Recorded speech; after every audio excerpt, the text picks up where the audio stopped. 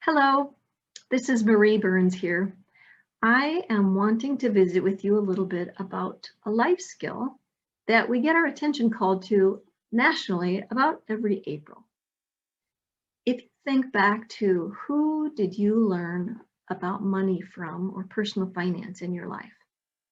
Parents? Maybe grandparents? Or maybe it was in school? Or maybe you're realizing it was no one and you just kind of learned from the school of hard knocks, as we say. No matter where it was, April is National Financial Literacy Awareness Month here in the United States, so it's the perfect time for each of us to be thinking a little bit more about our own personal experience, as well as where we are currently in our financial journey in life. You know, on this topic of financial literacy, it makes total sense to ask, why don't all schools teach financial literacy? Everyone seems to agree that this is definitely a subject that impacts us directly on a day-to-day basis, and yet it's basically ignored in the K-12 curriculum of most of our states. I recently learned that this was not always the case. Historically, throughout the first half of the 20th century, for example, financial education was taught in schools, and there was a particular emphasis on teaching girls. There's always a method to the madness, right? Well, back around the time of World War I, when American women were beginning attending college and participating in the workforce in record numbers, they had less time to perform those household duties. So they needed to learn to economize in the home, and in an effort to do that and do it faster, they turned to the popular science of the day called efficiency movement. So in essence, how could Henry Ford's then recently created approach to assembly lines be applied to housework? And at the same time, the activists were arguing that for women to be on the same financial footing as men, they needed to learn money basics like budgeting and saving. So, home economics classes.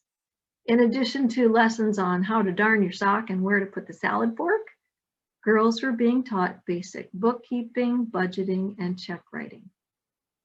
Then, however, after World War II, home ec classes became less focused on economic independence for women. In that cultural upheaval back in the 60s and 70s, where there were disparities between the sexes, like the fact that women were not allowed to get a credit card in their own name until 1974, that became a big part of the public debate. So home economics curricula appeared kind of out of step and even sexist at that time. So those classes were cut. It was the classic case of throwing the baby out with the bathwater. Financial education got shown the door too. And it wouldn't stage a comeback for another 25 years. So fast forward to the mid-90s, when the interest in teaching financial literacy resurged, Congress passed this law called Financial Literacy and Education Improvement Act. In 2003, set up this commission tasked with making a plan for raising financial literacy nationwide. Today, about half of our states require some form of personal finance instruction for high school students, and momentum is growing, thankfully, especially this year, as more states have made similar proposals. Maybe COVID created that awareness about the ability to use money wisely is a life skill, along with the realization that we need it at every age. As someone in the financial industry, I see daily how using money as a tool in life really is all about life-centered planning. What you value and want in life is what should really drive how we use our financial tools. And when it comes to personal finance for women specifically, I always have to acknowledge that I feel like we have the deck stacked against us for so many reasons. For example, we often earn less than men over our work lifetime for a variety of reasons, but it can often be related to the fact that we're usually the caregivers, taking time off for children, for aging parents, even for spouses. We're also more likely to be single parents. We're likely to spend our final years alone. In fact, I read a startling statistic the other day. 69% of American women are currently living without a spouse or partner. That's the majority. And then the final game changer you'd think would be good news, but we're more likely to live longer than a spouse. And depending on your circumstances, typically household income goes down 30 to 50% after the loss of a spouse. So I'm not sure if all of that combined is a double or a triple whammy, but it sure reinforces the need for women to be aware of our personal finances. You know, awareness is certainly the beginning phase of taking action on anything that we want to improve in our life. And the knowledge or comfort level with finances is no different. There's actually 5 stages in the change process. And I think it's super important to realize where you are in the change process in order to help yourself get to whatever that next stage is and you get something accomplished. So let's see for a minute where you are when it comes to financial literacy stages. Stage 1 is considered the pre-contemplation phase. And if you're listening or reading this article, you're beyond this already, because this stage is typically where you're unaware or even in denial that there's even a need for financial literacy. So you're at least in stage 2, which is called the contemplation phase. You acknowledge that there's an issue and you begin thinking about researching the time and effort that's required to make things better.